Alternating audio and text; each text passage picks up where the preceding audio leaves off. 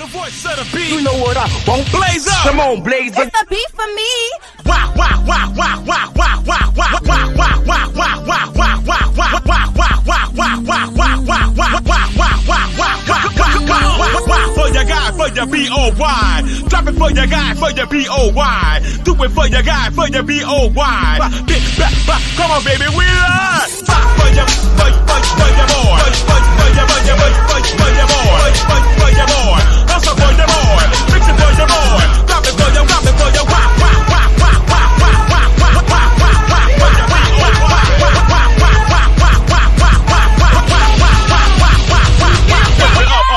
lift it up, Bend it, bust it open, lift it up, yeah. Come on, lift it up, Bend it, bust it open for your B-O-Y. Bend it,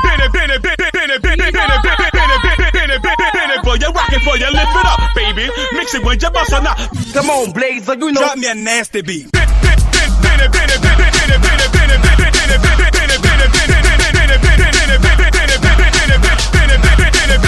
Boy, you're rocking for you, lift it up, lift it up, lift it up, lift it up, lift it up, Bend it over, rock it, lift it up, Bend it over, rock it, lift. It's the beat for me. Wah, wah, wah, wah. You know what I want.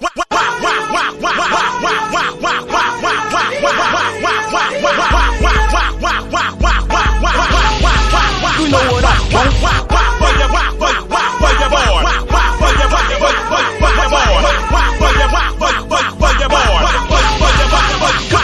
Come on, hustle with your muscle now, hustle with your muscle now, yeah, hustle with your muscle, yeah, hustle, moving out, hustle, come